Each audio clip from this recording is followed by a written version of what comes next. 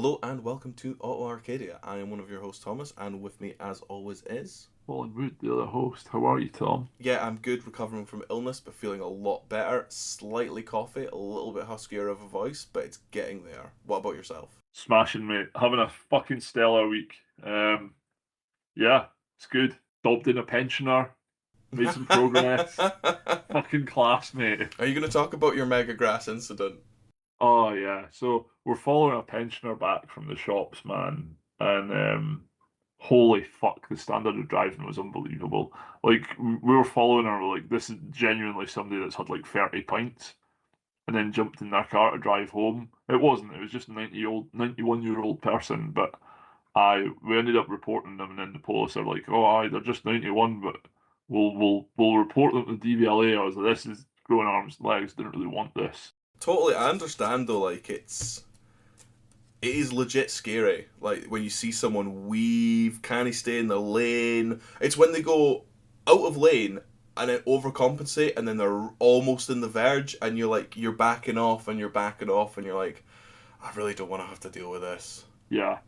Well, that happened like 3 or 4 times over a 10-mile drive. It took us 15 minutes to drive 10 miles, which is unbelievable. Well, actually, it's less. It's like 7 miles, and it took over 15 minutes.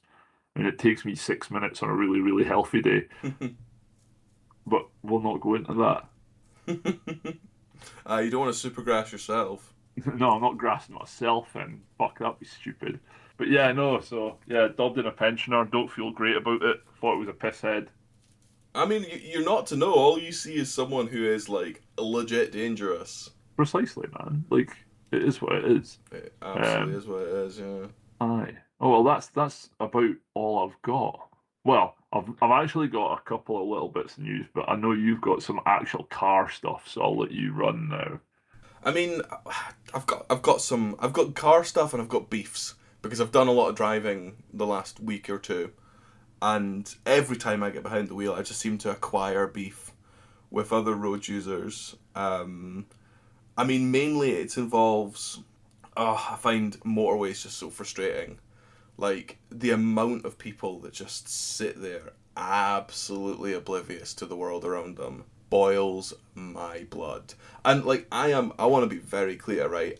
I wasn't in a hurry. Like the weather was terrible. I had nowhere to be. I had the cruise on at 70. You know, actual legit 70 on the dial as well. So I was probably going less. But I was still one of the fastest cars on the road because for some reason people in Scotland drive ferociously slowly. Like, I don't know if you've ever noticed that, but the further north you get, I mean, there are some exceptions. The people that live on islands are a different breed entirely. They drive crazy fast for the roads. But, like, they're unhinged. But, you know, when you live on a Scottish island, there's not much to live for, anyways. Very uncharitable view of island life there, I'm Tom. already throwing shade, man. But as you go further south, cars just get faster and faster and faster. Like there's like an almost like a noticeable tick over in speed when you go from the 74 to the 6. Yeah. It's crazy. But like it's just people sitting. It's a dead road. No one drives on the M74. It gets like 5 cars a day. And I seem to Yeah, run into all of them processionally in the middle lane doing about 60. And when a truck's overtaking another truck and you've already moved over because you're not an idiot. You can see what's coming. You've used your eyes. You've moved into the third lane.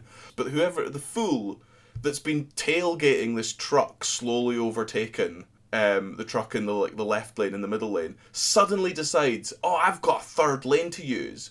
No appreciation of closing speeds. It just pulls out in front of you, so you have to slam on the anchors, and it's just I find driving so stressful. I wish I had the road to myself. I love driving at night because there's so few people to deal with. It's just an altogether more cool, calm, civilized experience. that is absolutely fair. So yeah, mainly a lot of my beefs revolve strongly around driving on the motorways and lane discipline, which is so bad. Like, I don't understand how people can sit on a completely empty motorway in the middle lane and think, this is great. I'm doing the right thing here. I've got my safe lane to the left. safe lane to the right. Maybe it's people that have crap like lane like discipline within a single lane. They're like, I need a little bit extra room just in case I go over the lines, you know? God, Yeah. I don't know. I don't know, man. I really don't know. And also, like, again, another reason why I absolutely love driving at night is getting stuck in the traffic around the, between Stirling and Glasgow, that M80. Oh, man. I think I spent about an hour travelling maybe around 10, 12 miles on the way south. And I mean, I did kind of make the mistake of travelling at rush hour, if you know what I mean. Like, I managed to hit Glasgow pretty much at peak rush hour, which was definitely a mistake. Oof. But Yeah. yeah, That's it's brutal. Especially, like when you sit in a car, you've been in a car for an hour and you're like, I haven't got out of first gear. It's not a great feeling. Not on a motorway. No, it's not. No. Maybe I sound a bit spoiled because, like, it's way worse in England. People are kind of more familiar with, like, a first gear motorway journey in England. But that's not what we want in Scotland. No, it really is not. Yeah, I'm not on board with that at all. Like, it feels dangerous when you get to that slow level of speed. It's fucking horrific. Do you know what else really got me as well? Sorry, this is gonna bring back memories, and I'm just gonna like rage remember. But I was sitting in this traffic jam. I'm like, okay, yeah, I'm in a fairly low car, and I get that. Honestly, that probably puts me in the minority. But this absolute hands-on head melt behind me in his SUV with the ultra bright lights, and they're just exactly at the right height to blind me from the rear view and the wing mirrors, to the point where when I had to merge out of a lane, which is a total nightmare when it's like, gridlocked, but at least it's like slow moving, I couldn't see anything behind me. I could just see bright lights from the car behind. Yeah. And again, because they've got a higher seating position, they think, oh, plenty of space. So when you look in the rearview mirror, you get nothing but the front of their car, nothing but their headlights. Ah, very annoying. Very, very, very annoying. In fact, actually, when I was driving back from Glasgow, there was this absolute melt in an Audi SUV, an electric Audi SUV, and I was crossing the bridge, right? That's a 30 bridge. It's not well signposted, but it is a 30. He spent the whole time right up my arse. Like, right up my arse. And also did that thing, you know what I fucking hate when people do this? When they, like, half pull out, but they don't overtake you. They just half pull out. Like a really aggressive road positioning. And I'm sitting there, like, just pottering along at 30, doing the limit, and he's on me the whole time. And I'm just thinking, there's nothing coming the other way, dude. Just fucking overtake. Just go. But he didn't. He just sat behind me. And then, when it got to a 60, and I boosted off a 60, prick's nowhere to be seen. Fucking nowhere. Until we get to the next, like, 40 zone, right up my arse again. And this arsehole followed me for... God, I mean, I went from just before the Clackmannanshire to Rosyth with him right behind me until I got a roundabout, and then he ended up someone else behind me's arse. So I got a little reprieve from that. But honestly, there was a couple of times in traffic where I was close to just getting out and being like, that angry man shouting at someone like, you got a fucking problem, Engage the Hulk. Yeah, I was like, I mean, I don't want to be that guy. I do not want to be that guy. But also, it's kind of nice to not have someone constantly behind you. It's not good driving practice. Give someone a little fucking space. Even in traffic, it's kind of considerate to give them a little space. What happens if there's an emergency service vehicle coming? You want to leave yourself a little bit of room to maneuver. Yeah. So yeah, that's the anger of the day, is inconsiderate drivers. I'm done with them. Fucking wanks, so they are. Yes, I would like to hit them all with the ban hammer. Banned. Straight to jail. No appeal. No jury. Jail. Today in communist Auto Arcadia land, promises vision of justice. I'd like to say, I'm going to create my manifesto for the Auto Arcadia autocracy, where I am supreme ruler, and I make all of the decisions. I am judge, jury, and... I won't say executioner, because that's not what we would stand for. Judge, jury, and banner. And banner, yeah. And jailer.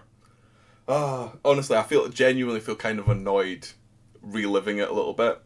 But is what it is. I also, because I was, down south, rented a car. I didn't get the VW Tiguana or whatever the hell the website said it was, but I did get a Golf, which is fine. I mean, a Golf to me is like it's like a pair of beige trousers. You can't really go that far wrong, but it's not going to excite you. Yeah, fair enough. 1.5 petrol. I mean, I have beefs with that car because it was a 25 plate, so obviously it's got loads of shit that I don't understand, don't want to engage with, and don't particularly care for. I spent the whole time driving it with it just subtly beeping at me, and I could not work out what the beep was for. That's incredible. Like, I understood the beep when it thought I was speeding. I understood the beep when it thought I had moved out of a lane when I shouldn't have. But there was just this low level beep that I could not put my finger on. And honestly, bollocks to it, if you know what I mean. But one thing that I really hate is lane assist. Oh my god. Oh, it's horrible. It's really horrible. What's that? You trying to merge onto a motorway? Nope. Can't let you do that. Trying to merge off a motorway? Can't let you do that. Like, okay, fine. Yeah, you should probably indicate everywhere, but fuck off. Like, you're not the boss of me car. Like, I'm actually not going to indicate when I'm just merging off a dead end motorway at night. Like, that's not... I don't feel like I need to do that. I'm not indicating just for the clouds, you know? No. And that was frustrating. That was a really frustrating vehicle to drive as well. Honestly, what's crazy about it, what I really noticed, and I really noticed it when I jumped back into my car at the airport, is the lightest clutch and the lightest steering feel. And really light accelerator pedal as well, actually. And also, it's like, you know, like current cars with like small displacements? They're Yeah. always geared so that they feel quite punchy at low RPM, but then you get them above like 3.5 and there's just nothing there. Yes, I know the feeling Yeah, well. they expect you to change gear at like 3. But like, well, that's enough RPMs for me, you know? That's what really got me, is like how utterly gutless it was. But it felt punchy just initially and it just disappeared. Completely disappeared. I mean, it was fine. It was like a car. It was astonishingly good on fuel. Like I did about 90 miles and it cost me about a tenner to fill it. That's not bad going at all. Which, you know, if I did 90 miles in my car, that would be probably close to half a tank. It probably Yeah. cost me at least more than double, actually. It cost me more than double to do that distance. Really? Yeah, you know, I just cannot get good fuel economy out of cars, and that thing of mine does get shit fuel economy. Oh, yeah, actually, no, your car, like, properly, really does boggle my mind how you cannot get over 30 miles a Nah, gallon. I've never got over more than 30 miles per gallon. Taking the roof racks off got me one extra MPG, but that only makes it 27. That's insane. So yeah, you can imagine my surprise when I filled it up and I was like, got to the click. I was like, fuck, is that it? Is that all it wants? Is that all I've used? And I mean, it was a hire car. It's not as if I drove it carefully, you know? Yeah, no, you're not conserving anything with a hire car. You're just giving it death all the time. Absolutely. And absolutely correctly so. Yeah, totally. I mean, it's no mine. Oh, do you know what else really annoyed me about it? And I've never encountered these before. Okay, actually, I've got more things that annoyed me. First of all, electronic handbrake. Oh, they're shit. They are. And do you know what, right? Boomer me up, I cannot fucking work them. Like, I don't understand. Like, I can never remember if it's down or up to turn it on or off. It turns off automatically sometimes. It turns on automatically sometimes. No idea what the rules are to govern it. I really just want the stick. I just want the stick with the little clicky button. I'm so used to that. It's okay. That's the level of technology I'm comfortable with now, you know? Fair play, man. And on the same vein, auto dimming and auto full beaming headlights. The amount of fucking people that I flashed because I had the headlights on full beam, and just as my hand was moving to flick them off, they would automatically go off, so I'd end up just flashing them back on. Right? And it started to drive me insane. And like, it's like, oh yeah, but just don't do it. Yeah, just don't do it. It's automatic. It's like, well, I've spent years fucking driving, conditioning myself to flick them off habitually when I see Yeah. another car coming. Like, you don't get out of that habit. Certainly not for some shitbag hire car Golf. No, definitely not. Fuck that. Absolutely not. So yeah, there was lots of beefs. I also encountered another piece of hilariously shit driving when I was down there. Okay. You'll have encountered this as well. honestly, loads of my beefs come down to people with just fucking zero situational awareness when they're driving. Like, I find that so dangerous. I actually find people that are oblivious way more dangerous than people that are straight up reckless. Like, honestly, if Yeah, someone's reckless, you can predict that they're going to make arsehole moves. I was like, at least they're paying attention. Like, yes, they're being reckless, but they know you're there at least. You know? Yeah, and if you see them being reckless, you're like, okay, well, they're probably going to do something sketch. You can prepare accordingly. Precisely. But it's people that just don't seem to understand there's other people around them. So I was driving down a single carriageway A road, and in the distance I see your standard issue like long wheelbase transit ambulance, or I don't know, it might be a Peugeot or some, that kind of size, like a Sprinter-esque ambulance. And it was Yeah. overtaking a car, blues and twos on, and I was coming in. I was a good distance away from it. I was coming, so I just slowed down because I was like, I've got loads of time to overtake it. Little did I know that the person they were trying to overtake did not do anything. They didn't slow down, they didn't move over, they just maintained their speed. So the ambulance ended up running in the oncoming lane, parallel to this car trying to get past them, to the point where I had to actually slam on my brakes and pull over to the side to give the ambulance room. And I was like, Wow. how can you not see the bright fluorescent coloured ambulance with the shiny sirens and everything right beside you? How can you be like, oh, it's fine, no, I'll just maintain speed, they just want to be in the oncoming traffic, that's totally fine. What I the? know the answer to this. Do tell, please enlighten me, for I am baffled. What type of car was it? I want to say it was a blue Nissan. I think it could have been a Pixo or something along the lines. Oh, I absolutely, definitely know the answer to this. The motherfucker driving that car was older than fucking time. I mean, not to be like not to kind of jump to conclusions. I would also agree. I mean, we were driving out of, so they were heading into one of those, like sleepy little English kind of villages in the middle of fucking nowhere. Absolutely, they were older than time. Yeah, absolutely. Well, I mean, to be fair, they've got to keep their foot down to outpace the Grim Reaper. Don't know, man. That, I was following the day was only doing like fucking 15 mile an hour and a 60. It's honestly, it is absolutely wild. Like, I'm not saying I am a perfect driver, absolutely not by no stretch, but like I do at least I feel like I have this kind of like awareness of my surroundings, awareness that I am in the 1.5 ton kill box, and like awareness that I'd rather not crash into someone. Yeah, like that's you've got a bit of self-preservation about you. Mm. But yeah, I can't believe it. Not fucking slowing down for an ambulance is unbelievable. It's like when you see people waiting at traffic lights and there's like a fire rate or something trying to come through and they just sit there at the traffic lights. You're like, oh, come on, man. It's mental as well. And when you said one of those sleepy little English towns, Yeah. that cements in my mind that they were older than time, right? When I was doing loads of driving for work, I was in like Herefordshire and stuff, loads, and it was always Mm. like miles away from the motorway in the middle of fucking nowhere, going to like these remote factories and stuff. And honestly, I would leave the motorway, and it would take me as long as it took me to go from the southwest of Scotland to fucking Hereford to go from the motorway to my destination, because it would be 60 limit all the way, right? But every town and village is like 10, no, or 20 or 30 mile an hour. And then you would get like hamlets where there's spaces in between the fucking villages and it's only 40 limits. And then it would go up to 60 for like 100 yards and then Yeah, drop back absolutely. down to When you 40. can see the 40 mile an hour sign from the 60 that's just appeared.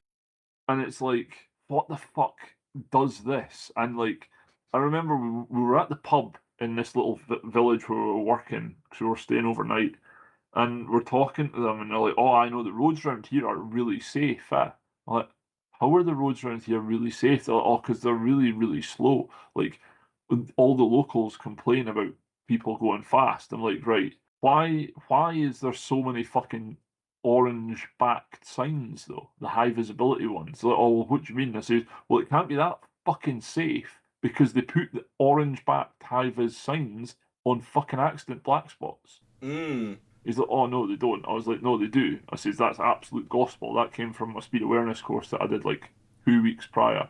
I says, I've got the "This knowledge. attitude that people have where they're like, oh, I'm a really slow driver, so I'm really safe, is fucking bollocks. Because by that logic, people who don't have crashes are better drivers than fucking Formula One drivers because they do crash. I say speed does not make a safe driver. And like the guy was like legitimately wanting to argue black was white over it, but I just wasn't for having it. Oh yeah, there's more to safe driving than driving slowly. Yeah, Absolutely. like driving slowly is all very well and good, but You can still drive like a total mug slowly, as the elderly person that you followed proved.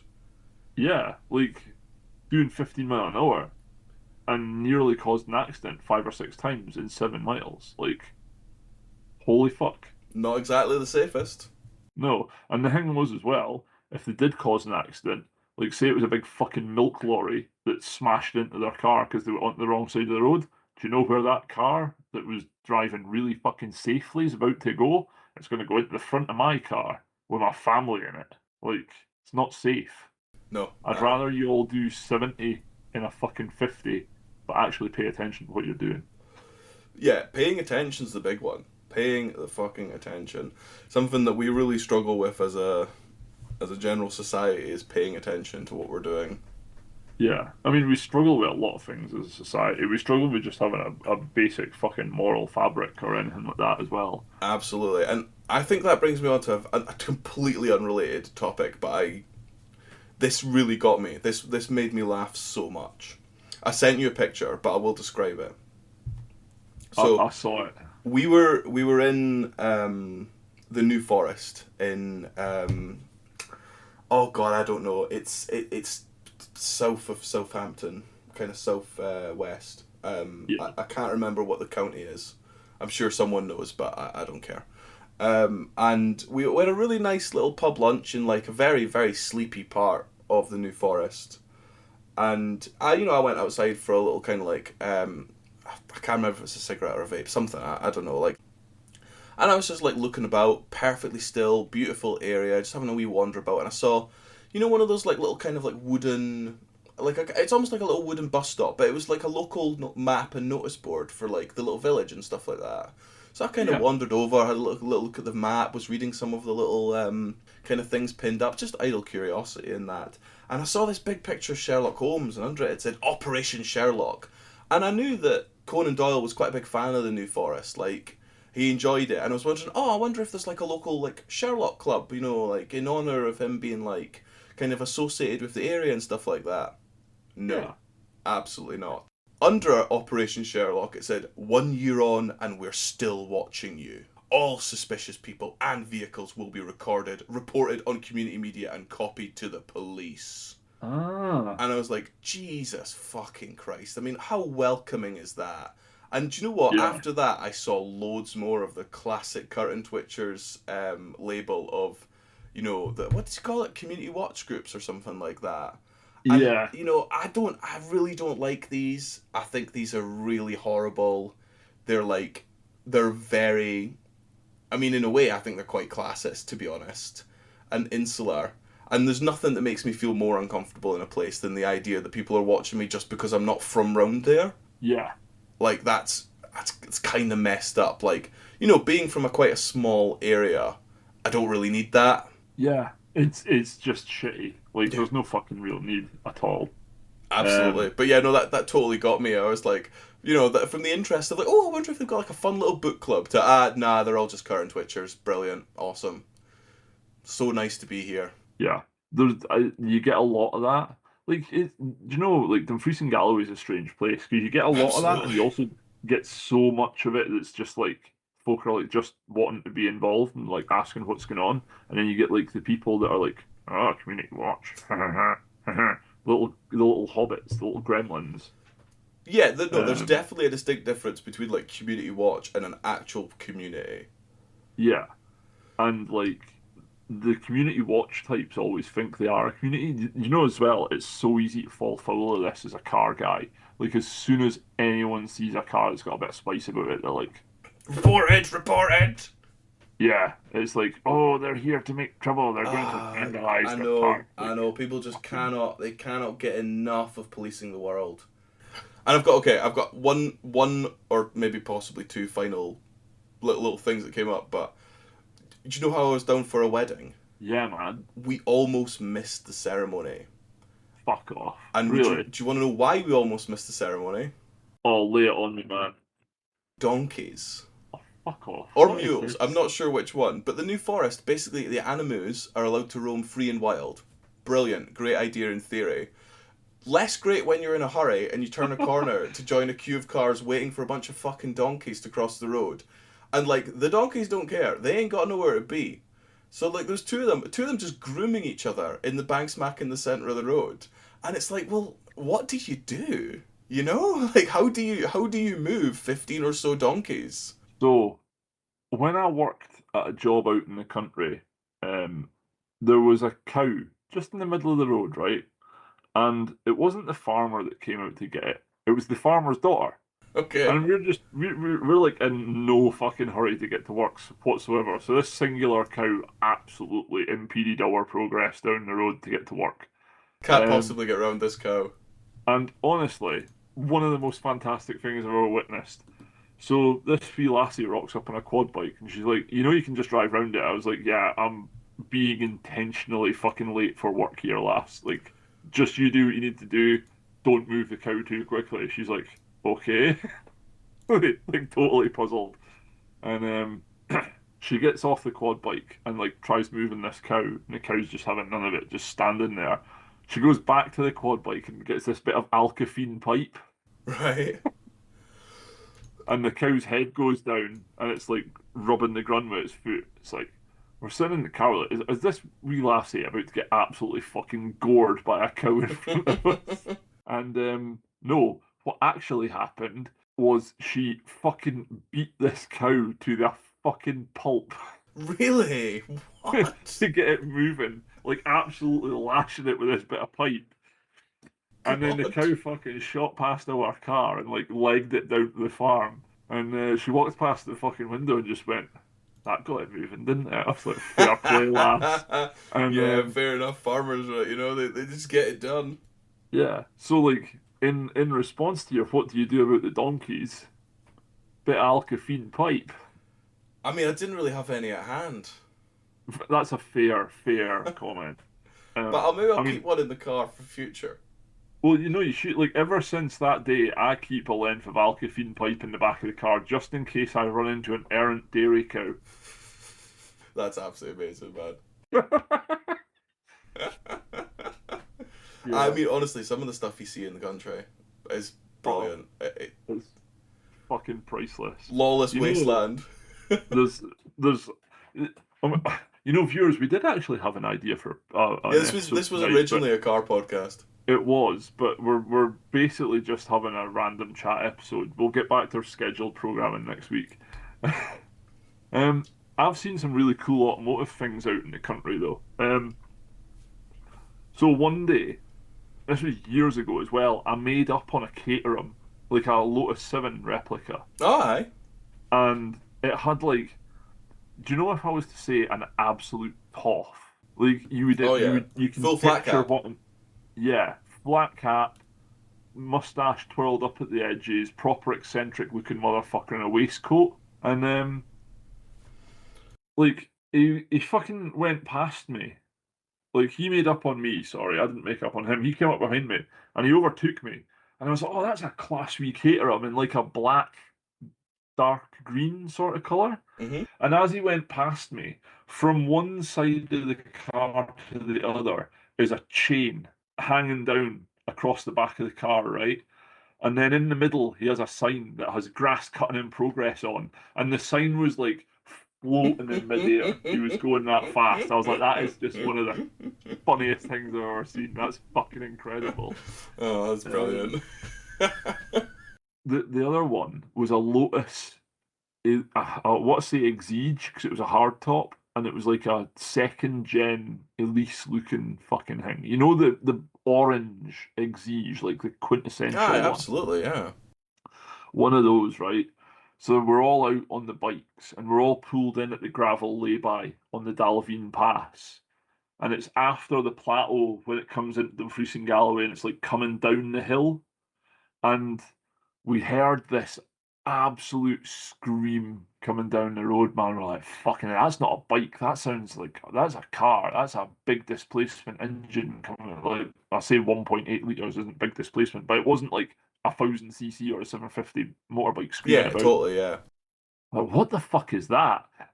And literally, this like yellow blur just appears at the crest up above us and then vanishes like as it jumps over the crest, and then it fucking vanishes, and then it appears over the next crest and like disappears again, and like you hear the scraping with it bottoming out on the road. We're like, holy fuck, this boy is absolutely champing on here. And it comes over the crest and just stays attached to the road, like he nearly left the ground again. This guy must have been doing like 140 mile an hour. He was fucking absolutely lit. Um, and he came round the corner, and we were on the outside of the corner, right? And like we fucking physically saw this lifting the inside wheel going round the corner, and he was absolutely flying.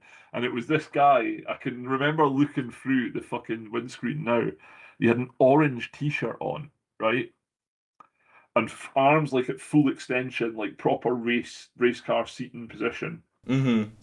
full lock, right? And he was like quite a chubby guy with like a beard and specs on, and his pals like hanging on to the Jesus handle and like the center console or like this edge of the seat, and they both got 4-point harnesses on, absolutely clamping round this corner. And aye man, they were fucking flying. But like that was proper like 11 tenths. And they went past like 60 people all pulled in on bikes.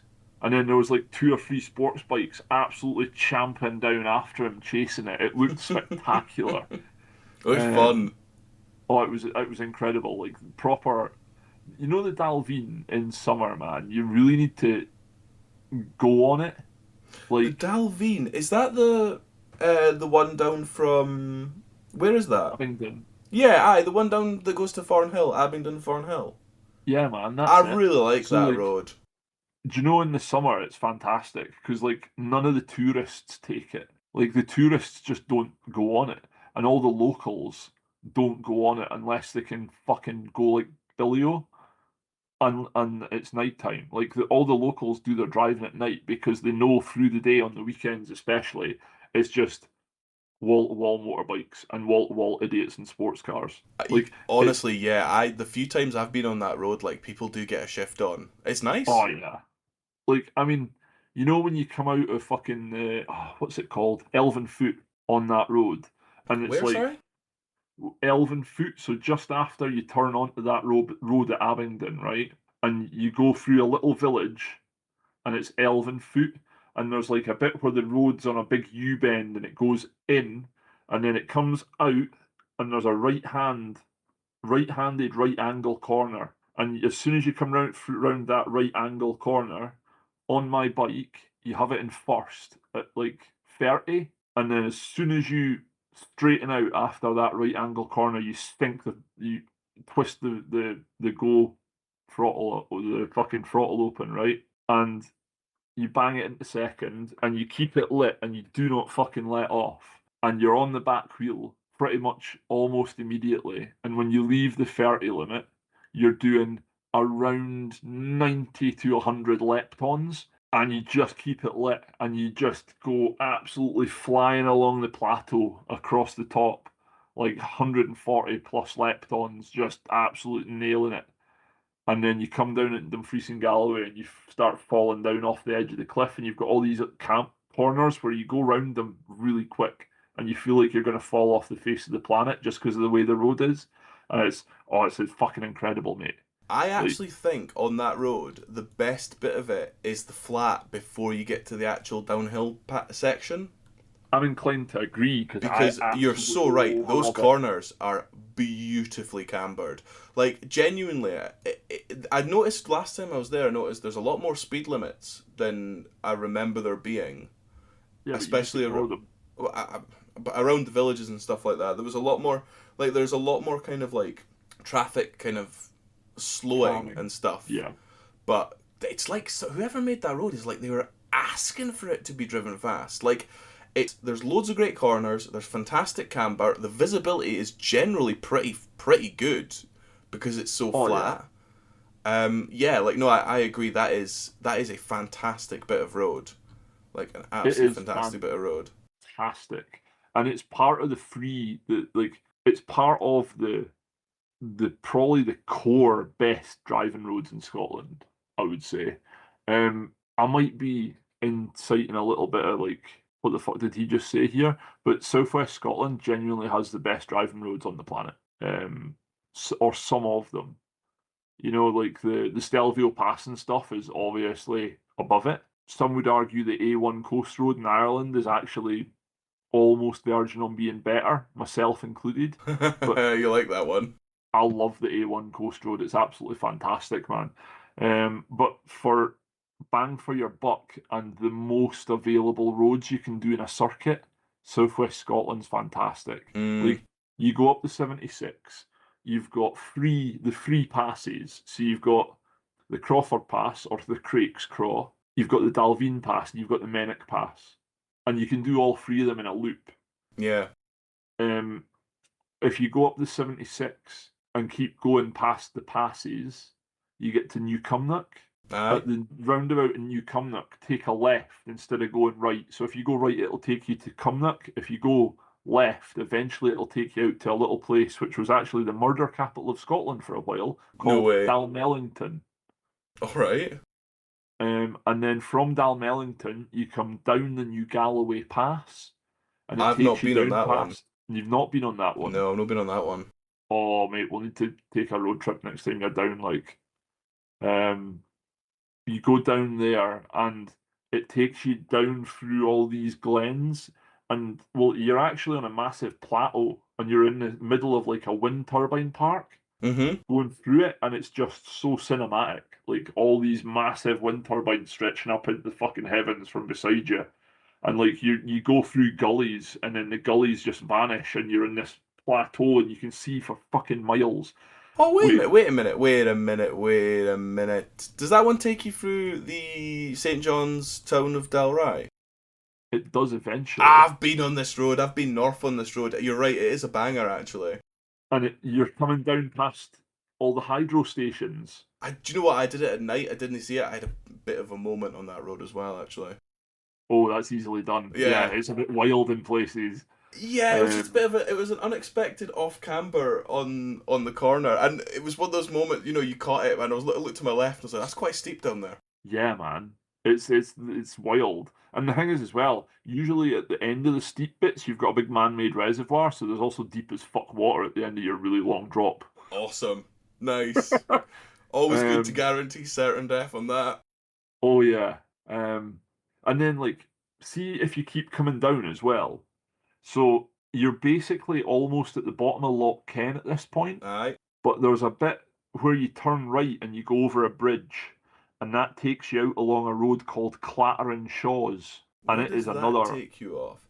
Because there's a road between very close to St John's Dalry that goes through like Corsock and to Crocketford. Yes, so that is a fantastic road as well. I tell you what, that can be a spicy road. I enjoy that road, but I've been caught before, stuck behind cars on that road, and it's a bit of a ball ache to get past them. Actually, that was a road where someone actually pulled over and let me by on, which was genuinely a shock.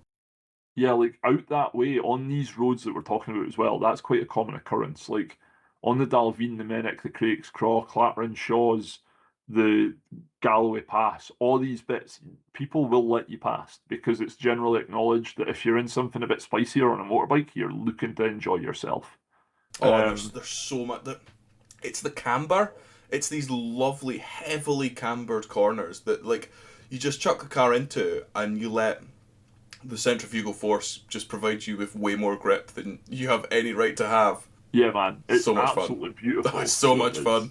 So much fun. Um, I totally agree. Do you know what? Southwest Scotland does actually have some bangers of roads, and like, it's a real shit. I mean, it's a double edged sword.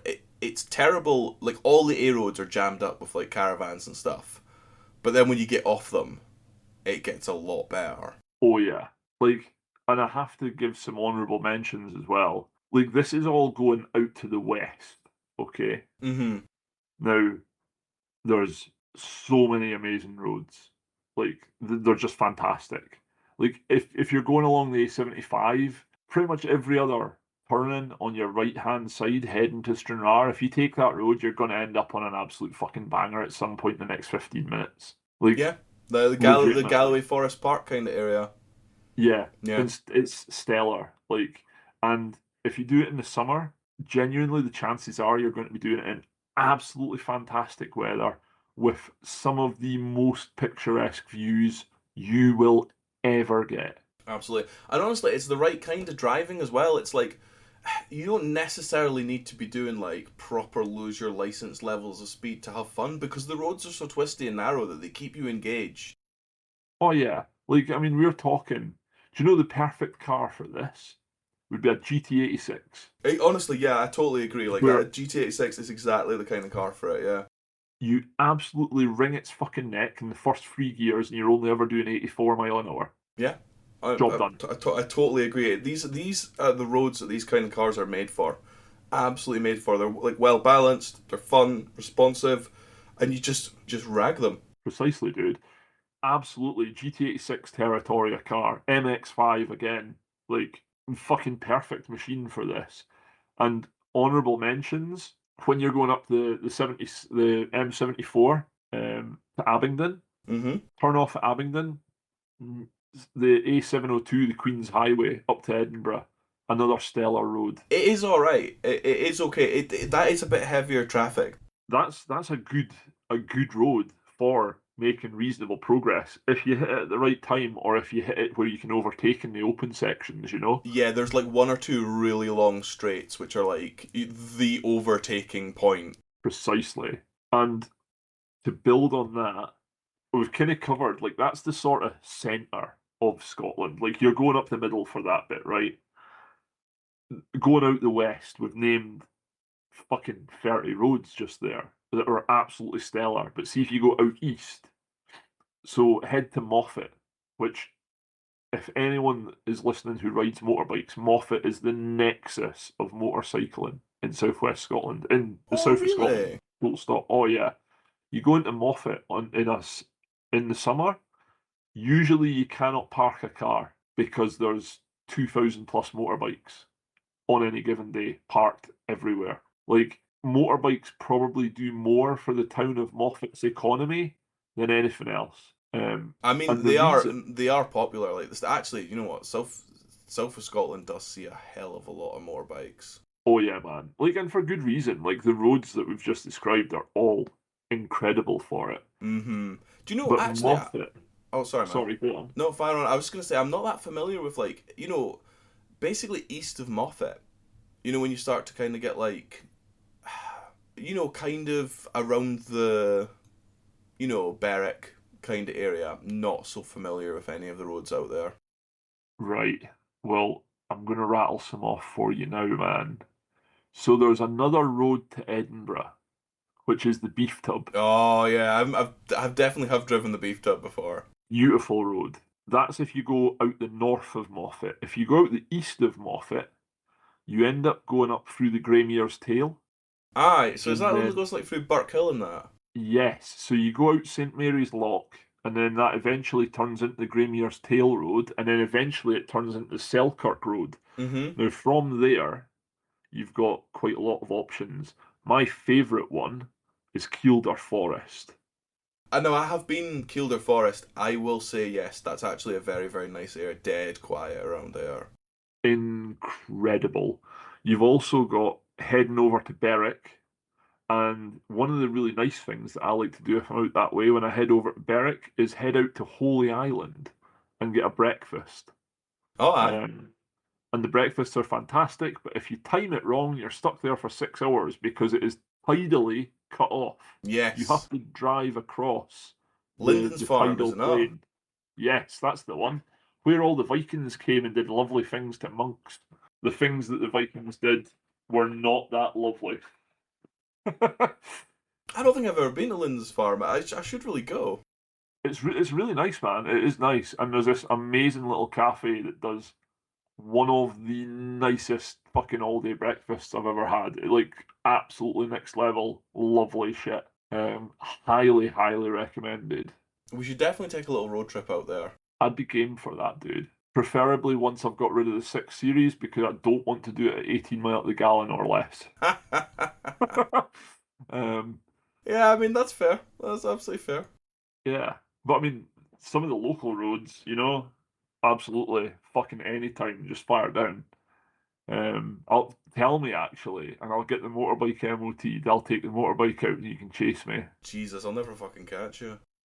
I I'll see know, you where you'll be we set alright. off, and I'll meet you where where we've agreed to stop. Ah man, no. If you were following on the bike, I would just be in the first 2 or 3 gear. Actually, probably the first 2 gears, because the third gear would take me into speed banning territory.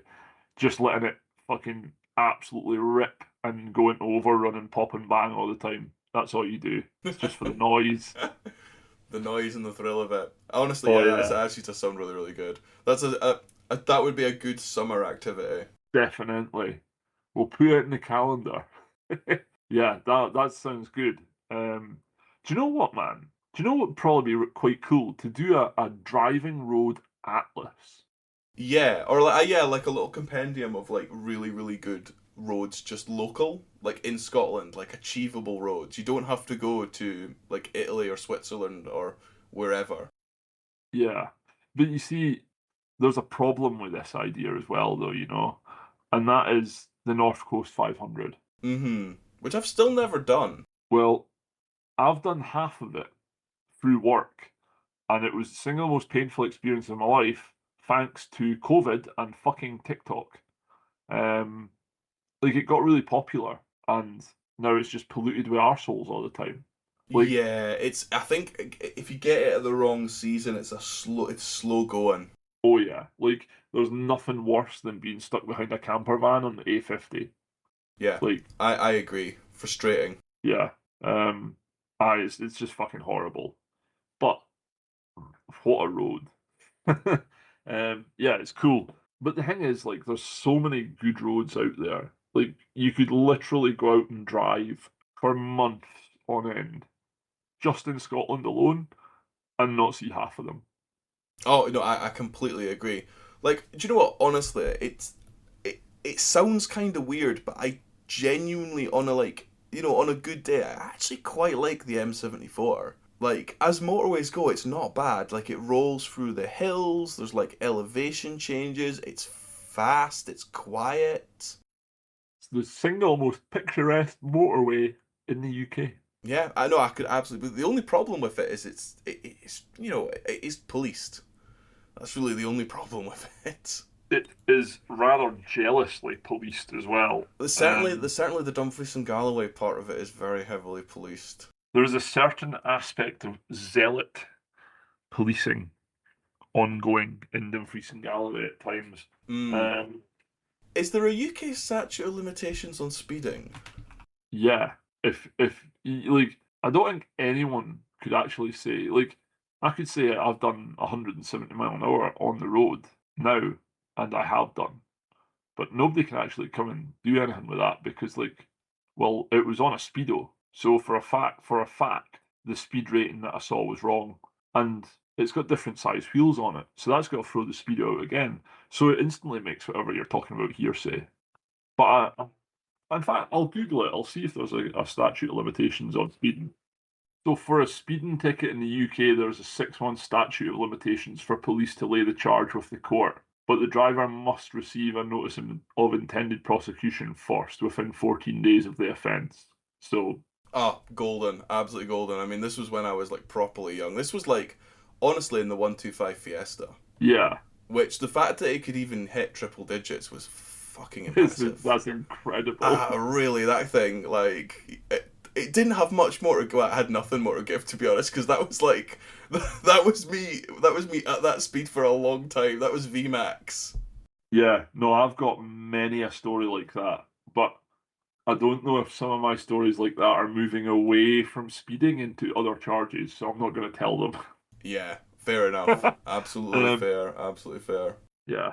Do you know what? I've got something totally unrelated to say. So if there's anything more you want to talk about on roads, let's do it because I've just remembered something else that I just this really got me, and it leans quite heavily into like one of the cars that we both hate.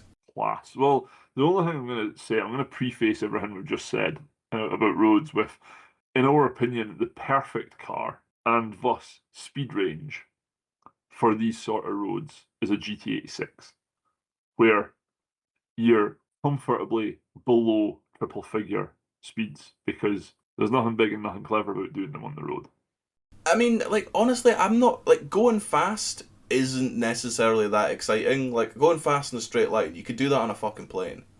Yeah, Like planes are no that exciting to be on.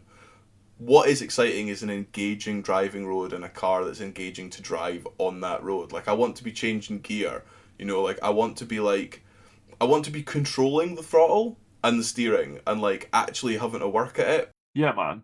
Like it's all about the human machine interface. That's Absolutely, it's that's it the joy of the driving of it. precisely. And depending on the car you're in, you can do that at 20 mile an hour or 200 mile an hour. Yeah, But absolutely, yeah, absolutely. let's be let's be like I'm gonna throw it out there. We've covered this a lot. Like 90% of the drivers in air quotes cars in the UK that are on sale or currently available are too fucking fast. And if you genuinely think you need a 450 brake horsepower hot hatch in order to drive quickly, you're not driving properly because all you're doing is going in a straight fucking line. Yeah, I mean, I've said it before. Like, Yeah. just overtaking people is not really that thrilling either. No, There's got to be twisty bits. precisely. Got to be twisty bits. Do you know where else I really like is the north of England's got some decent stuff as well. Like I really like some of the higher altitude stuff around like the Lake District. yeah, absolutely. There's some really I mean they're again a lot of these roads are like they're not really super fast because they're kind of shit, but they are spectacular and they are pretty engaging. Yeah, that's it. Engagement above speed is what we're getting here. But what I'm getting at more than anything is that we at Auto Arcadia do not condone you to go out on these roads and drive like a fucking penis. No, absolutely not. That's our job. Yes. Maybe we shouldn't create a compendium of good roads. No, I don't think Let's we let's should. create a compendium of really shit roads and then sell that as the compendium of good roads. Do you know what we need to do here, man? We need to pull a Viking. That sounds so wrong. Yeah, I'm No. I'm curious as to where you're going with that. So the Vikings, when they were exploring, did this amazing thing where they called Iceland, Iceland, and Greenland, Greenland. Whereas in actual fact, Greenland has nothing but fucking ice on it. But if you go to Iceland, it's actually a lovely, lovely green place with loads of fauna. So what we need to do is call all the shit roads Greenland and all the good roads Iceland.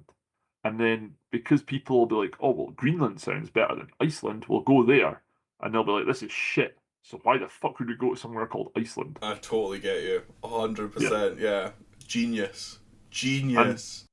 just off the back of this, I know what I'm talking about here because I've been to Iceland and it was legitimately one of the nicest fucking countries I've ever been to. Yeah, everyone says that. Everyone really enjoys Iceland. They really like it. I've always wanted to go in the hot springs. Oh, it's stellar, man. Honestly, you need to do it. Like, I don't recommend getting drunk. Okay. Me and Bex went for my 31st birthday, and we went out drinking, and I was having a whiskey and coke, and Bex was having a rum and coke, and it wasn't like we were on expensive whiskey or expensive rum or even expensive coke, but it was £36 a round. Yeah, you noticed that, like. You did.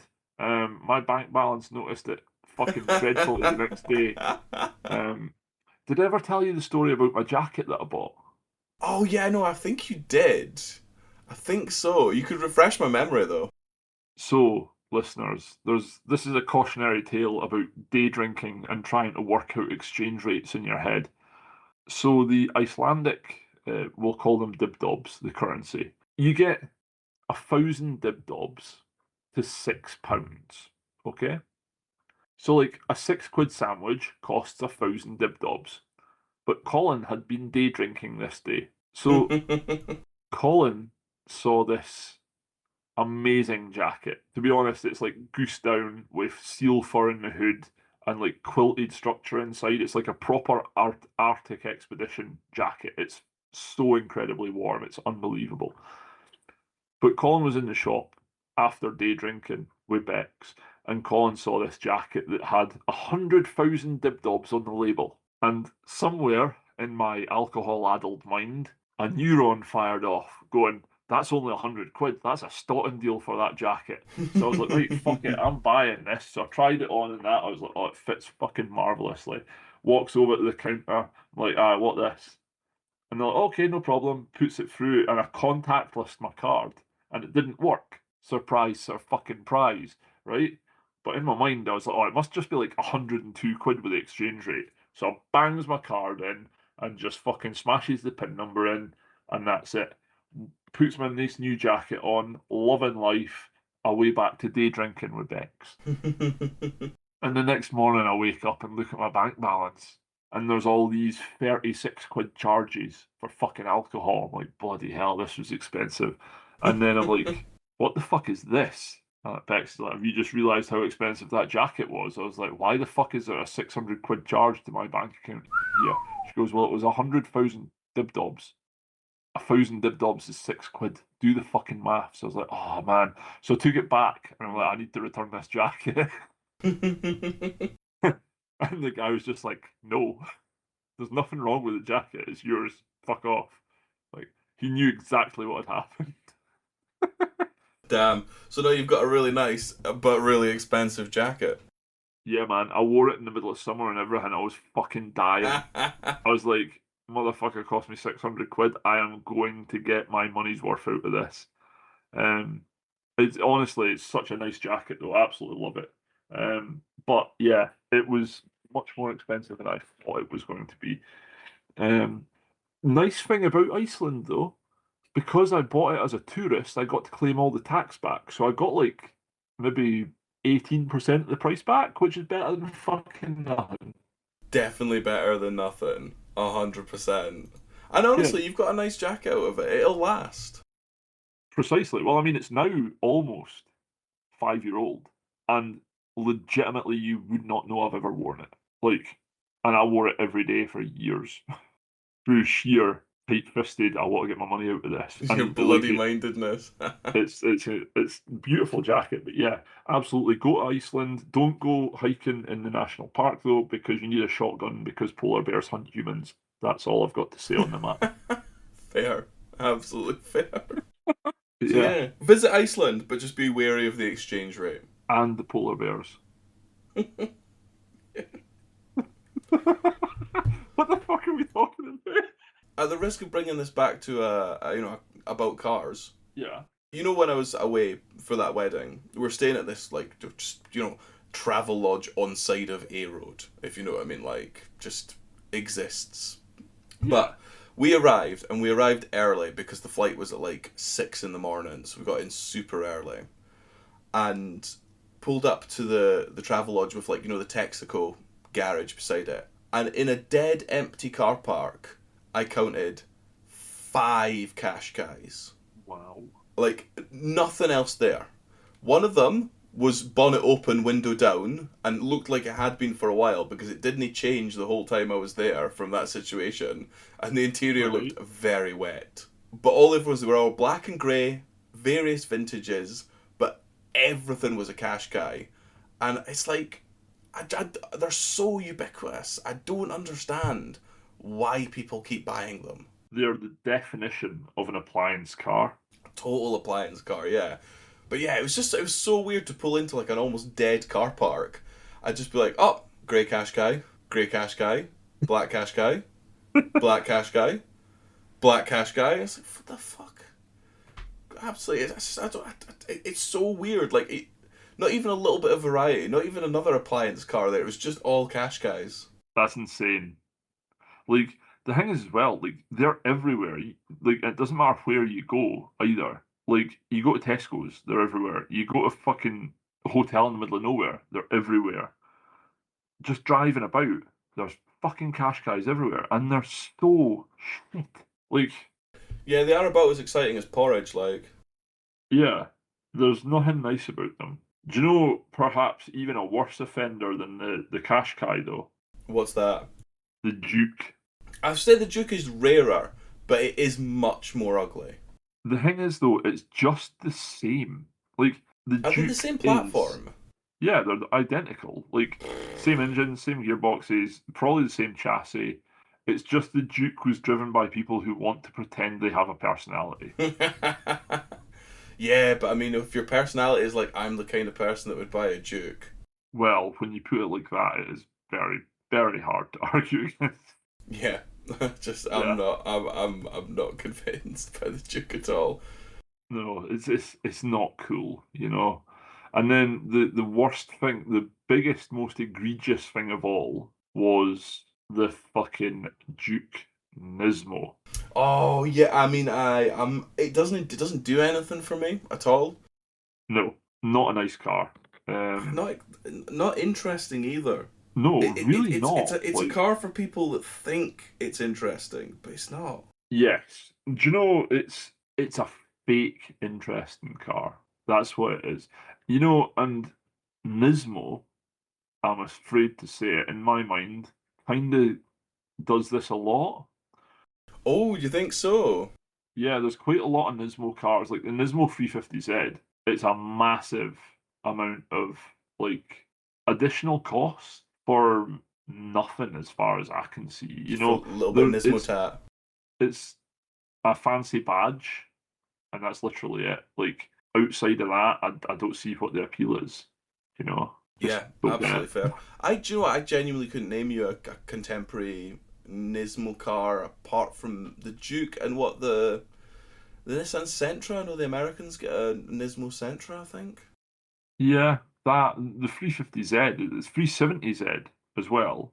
But I mean, What are they on now? Is it 370 they're on? Or is it 390?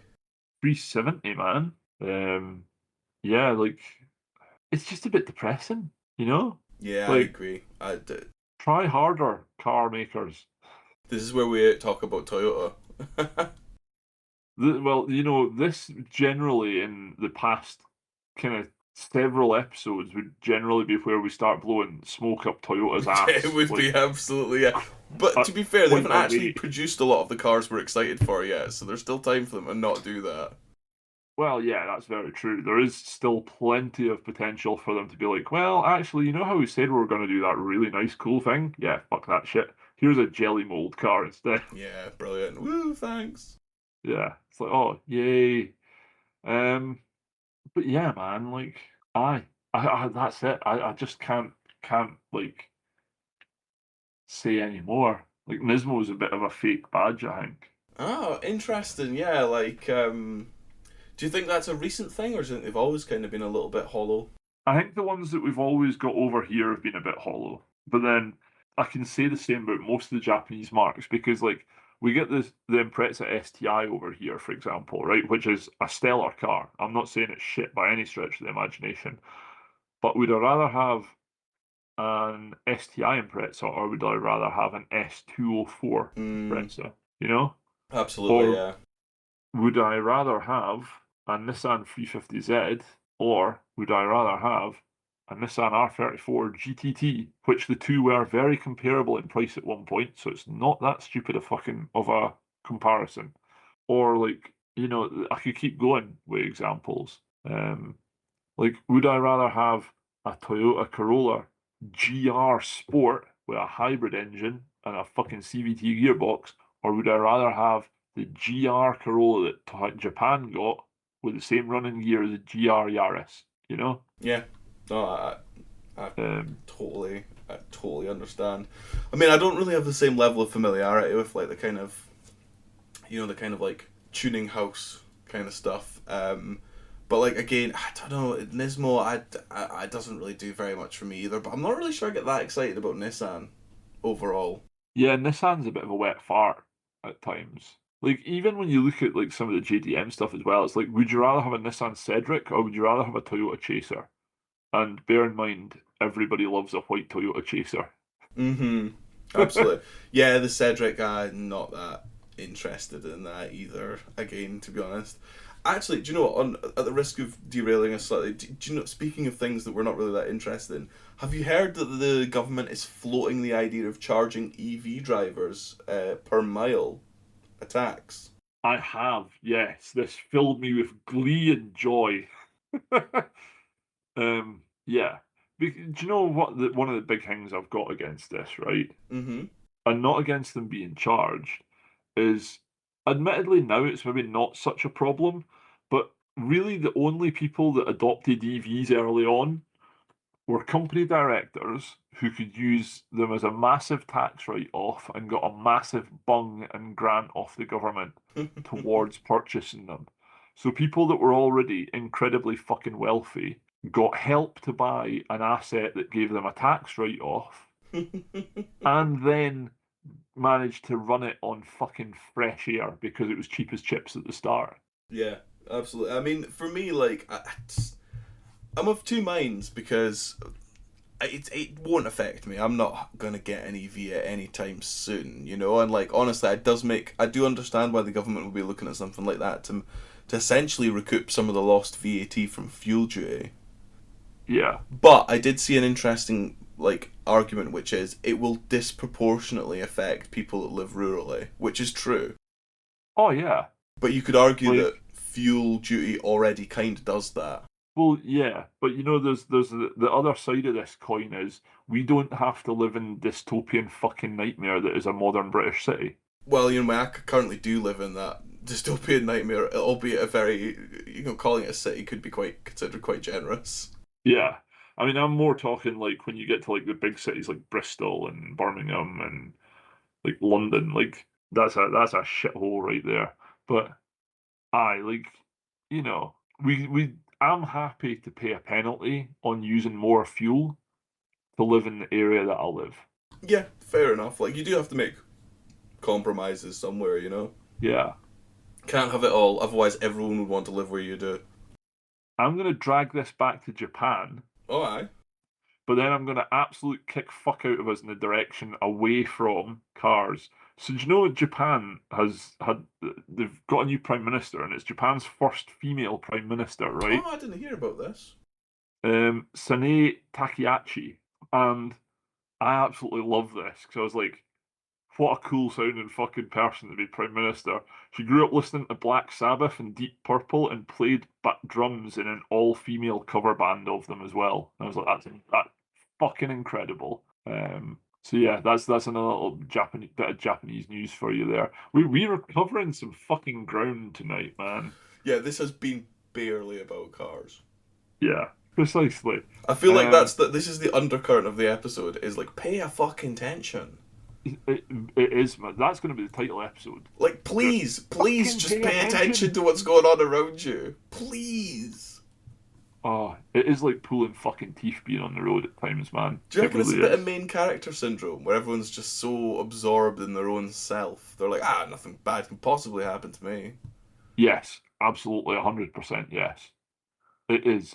Like, you know, aye, man, I think you're onto something there. Like, there is a bit of a I'm invincible complex about everything. It's like, mate, you're not invincible. You're a fucking floppy bit of flesh. You're just Squidgy bacon. man on metal poles with wheels. Precisely. You are just bacon. That's it. You know? So I read something the other day, and I think this absurdity might be what we end on somehow. But do you know your brain, right? Right? So, like, we are essentially our brain, if you down to brass tacks.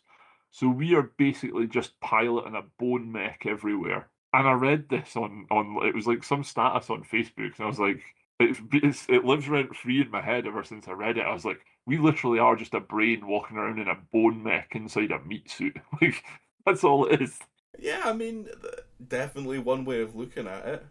Um, and some people have shockingly little fucking appreciation for the fragility of their bone neck. But yeah, so no, that's my last absurd point of the night. I don't know, would that make people behave better if they were like, you know, you're just in your like, little mech suit which can break? Probably not, because I've seen the way people treat cars. Yeah. Do you know something that would make everyone slow down and like actually appreciate how shit it is to be injured?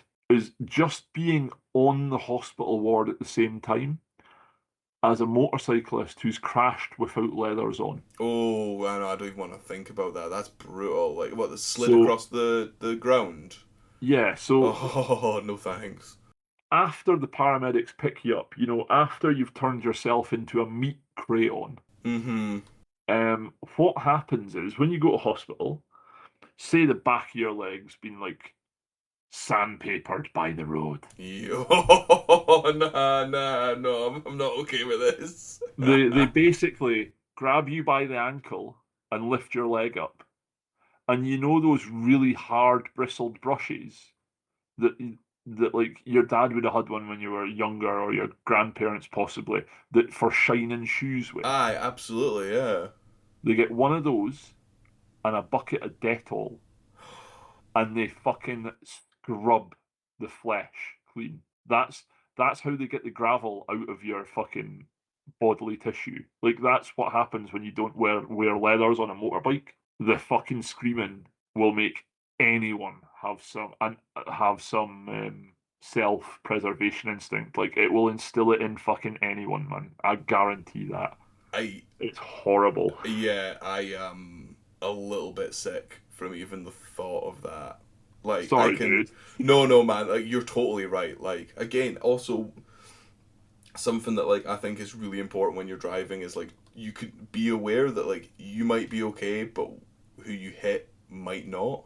Yeah, like that's the thing. One of those things that I'm really acutely aware of is like be extra careful around motorbikes, cyclists, and pedestrians because they are way squishier than you are. Oh, fucking right they are. Life is precious. That's the fucking takeaway here. Like, Yeah, absolutely, man, this absolutely. has actually been a bit of a really cool episode because, like, we've talked about some shit and we've covered a lot of ground, but the ultimate message of the episode has been a bit of road safety. Yeah. Yeah, I suppose so. I mean, we've talked about various different things, but yeah, I would generally say that like it's if you're gonna do something, like try and do it in a safe way as far as possible. Like sometimes a little bit of risk is fine, but again, it comes down to like a little bit of risk when it's just you is your own judgment, but a little bit yeah, of risk when you're involving other people and they don't know about it is like really selfish and shitty. Makes you a oh yeah, bad person. definitely, dude. I'm 100% in agreement there. Yeah, 100%. totally. So shall we wrap it up? Shall we say drive safe at the end of it? I think we wrap up with be excellent to each other. Bit of Bill and Ted Oh yeah, no, that is a great ethos. motto. Yeah, just be good to each other That's it. and don't annoy Keep me on the road, otherwise I'll vent about it. Don't annoy us. Keep it clean and be excellent to each other. Cool, Yeah, man. I think that's it. Well, thank you for listening. We've been Auto Arcadia. I've been Colin Wood, and with me has been. Thomas. Thank you for listening. If you enjoyed it, give us a like, a share, subscribe. 5-star review be smashing. Depending on your platform, you might be able to give us a 10-star review. You know, if you're a bit like Spinal Tap, you could give us an 11-star review. Be excellent to each other, motherfuckers. Bye.